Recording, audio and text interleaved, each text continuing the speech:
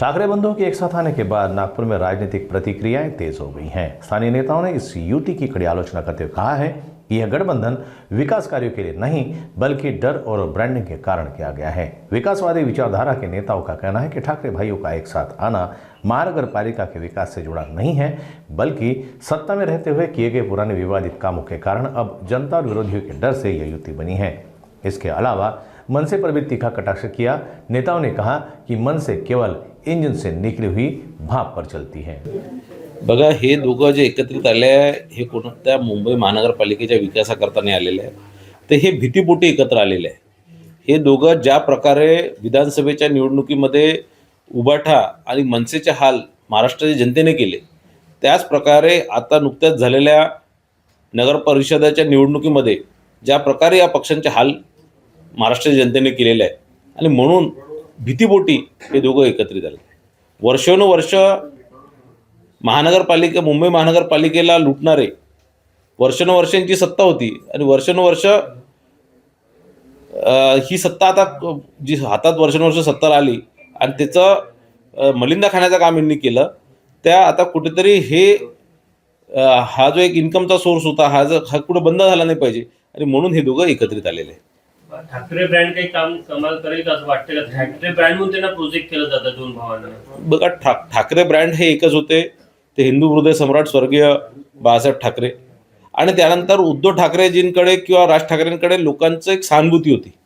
पण उद्धव ठाकरेजी 2019 मध्ये ज्यावेळेस काँग्रेस पक्षासोबत हातमिळवणी केली त्यावेळेस ते हिंदुत्वाचा ज्यावेळेस त्यांना विसर पडला आणि म्हणून त्यांचे हाल या निवडणुकीमध्ये 2024च्या निवडणुकीत महाराष्ट्र जनतेने केले।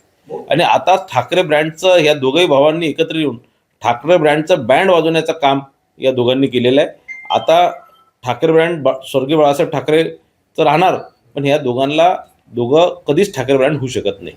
हिंदुत्ववादी मतांचं आता विभाजन होईल, म्हणजे मनसे आणि उबाटा एकत्र झाल्यामुळे तुमचे हिंदुत्ववादी मतं तुमच्यासोबत शिवसेना आता हिंदुत्ववादी मतं नेमकी कुठे जातील, त्याचा परिणाम तुम्हाला होईल? हिंदुत्ववादी मतं जे आहेत, विकासवादी जे मतं आहेत, हे भारतीय जनता पार्टी महायुतीसोबतच राहणार आहे।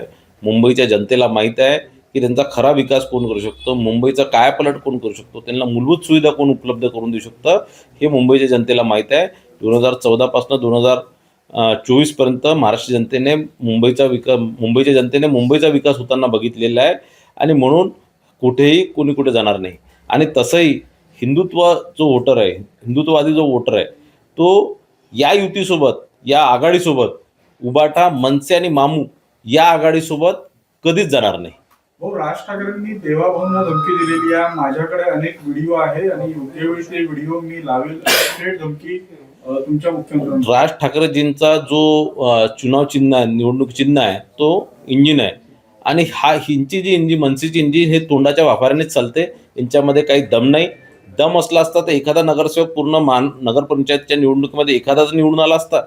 एकही नगरसेवक निवडून आणण्याची क्षमता असणारे, नुसतं तोंडाच्या वाफाऱ्याने चालणारे राज ठाकरे आहेत।